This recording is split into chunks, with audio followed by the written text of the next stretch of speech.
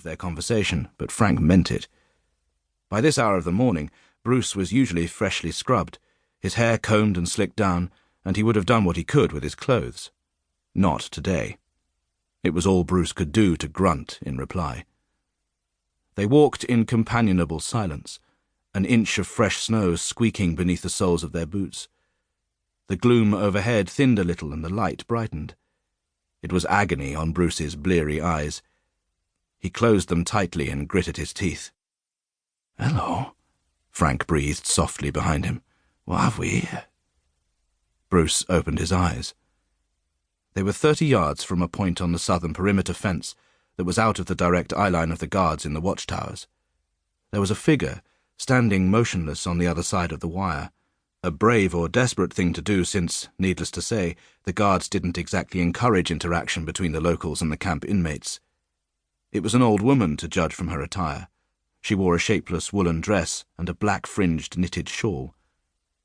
Her presence there was something out of the ordinary, something that stood out from the monotony of camp life. "Come on," Bruce said. "Let's see what she wants." Frank looked all around them carefully. There weren't any guards in sight, but that meant little. A goon might appear at any moment. "Best not," he said. "They'll shoot you if they see you." "Nah," said Bruce. "She'll be right." The hangover had relented a little. He had regained his will to live. Frank stayed where he was. Bruce walked briskly to the wire. Unlike most prisoner-of-war camps which had 2 wire perimeter fences, one inside the other with 10 yards of dead ground between them, Stalag 18D had been a Slovene army barracks and was surrounded by only a single high-wire fence. Despite the dangers, the locals occasionally traded items, eggs, bread, woolen mittens, for rare luxuries such as the tinned meat or chocolate bars that came in Red Cross parcels. The woman watched him approach.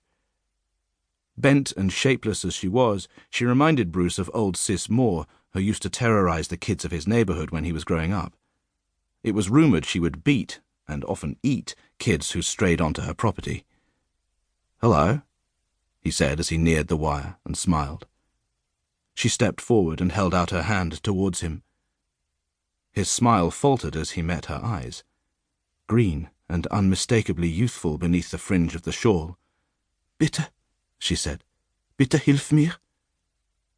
She said more, a few sentences in a low, urgent voice, the voice of a young woman, but Bruce didn't speak German. He understood the appeal for help, but he didn't understand the rest. He shook his head. "I'm sorry," he said, but stopped. Her gaze had shifted past his shoulder, and her eyes, beautiful eyes, he registered, widened slightly. "Bitte," she repeated, and thrust her hand at the wire again. Bruce reached out and felt her fingers press a scrap of paper into his. Then she was gone. Another observer might have imagined they were witnessing a miracle, as the old crone straightened, hitched up the skirts of her dress, and set off like a gazelle down the gentle slope towards the trees 100 yards away. "Halt!" Bruce turned and saw one of the guards stalk past Frank, working the bolt of his rifle. The guard waved at Bruce to get out of the way, but he stood his ground. The guard stepped to his left to try to clear his line of fire. Bruce stepped to his right to block it. "Halt!"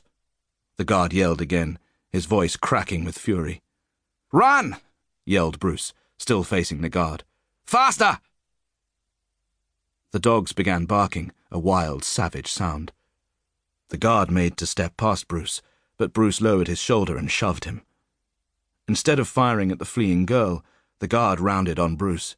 His face was white with rage, and he spluttered something in German. Bruce grinned at him. The guard leveled his rifle, but when Bruce didn't flinch, he lowered it, changed his grip and jabbed at him with the butt. Bruce twisted and took the blow in the small of the back. "Bastard!" he said. He was feeling fully alive now, his hangover quite gone. He and the guard faced each other, their breath steaming in the air between them. After a few moments, the guard swore, spat on the ground, and marched off, hell-bent, Bruce had no doubt, on making trouble for him. He rejoined Frank. "Did she make it?" he asked. "Dunno. She was going like the clappers. She came a real cropper just before she got to..."